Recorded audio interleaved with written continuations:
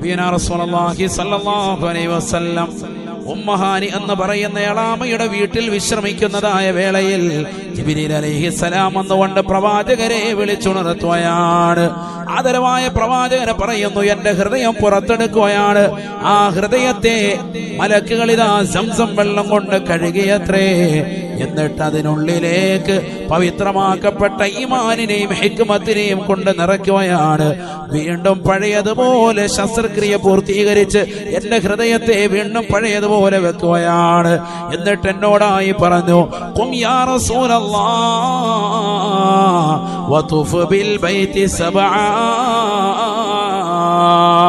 നബിയേ, എഴുന്നേൽക്കൂ റസൂലേ, നമുക്കൊരു യാത്ര പോകാം ഹബീബേ.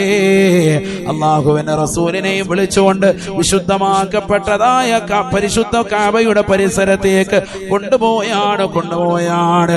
മസ്ജിദുൽ അഖ്സ പരിശുദ്ധമാക്കപ്പെട്ടതായ കഅബയുടെ പരിസരത്ത് വന്ന് നബിയോട് പറയുന്നു, നബിയേ, തുഫ് ബിൽ ബൈതി സബഅ, ഈ വിശുദ്ധമാക്കപ്പെട്ട കഅബ 7 പ്രാവശ്യം തവാഫ് ചെയ്യൂ റസൂലേ.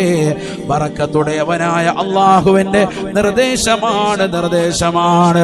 ബറക്കത്തുള്ള കേകമാകുന്ന പവിത്രമാക്കപ്പെട്ടതായ കഅബ വന്നുകൊണ്ട്, ബറക്കത്താക്കപ്പെട്ടതായ കഅബയിൽ വന്നുകൊണ്ട് തവാഫ് നിർവഹിക്കൂ റസൂലേ. ബറക്കത്തുള്ള ഒരു യാത്ര പോകാം ഹബീബേ. നുബുവത്ത് കിട്ടിയിട്ട് 11ാമത്തെ വർഷമാണ് സംഭവം. 10ാമത്തെ വർഷം 49 വയസ്സും 6 മാസവും എത്തി നിൽക്കുന്ന വേളയിൽ തന്റെ പ്രിയപ്പെട്ടതാകുന്ന പിതൃവ്യനാകുന്ന അബൂ ത്വാലിബ് റമദാൻ 12 മരണപ്പെട്ടതിന്റെ വേർപാടിൽ നൊമ്പരപ്പെട്ട് നിലകൊള്ളുന്ന പ്രവാചകന് റമദാൻ 15 അഥവാ 3 ദിവസങ്ങൾ കഴിഞ്ഞപ്പോ തന്റെ പ്രിയപ്പെട്ട പ്രിയതമയാകുന്ന ഭാര്യയാകുന്ന ഖദീജ ബീവി റളിയല്ലാഹു അൻഹയും വഫാത്താവുകയാണ്. 2 മരണങ്ങൾ കുടുംബത്തിൽ നടക്കുകയാണ്.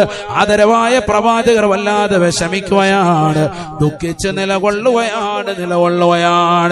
1 വർഷത്തോളം വ്യസനിച്ച് ദുഃഖിച്ച് നിലകൊണ്ടതായ പ്രവാചകർക്ക് അല്ലാഹുവിന്റെ റസൂലിന് സന്തോഷത്തിന്റെ യാത്ര. തൊട്ടടുത്ത വർഷം പരിശുദ്ധമായ റജബ് 27-ാം രാവിൽ അല്ലാഹു സുബ്ഹാനഹു വ തആല നടത്തുകയാണ്. സുബ്ഹാനല്ലാഹ്,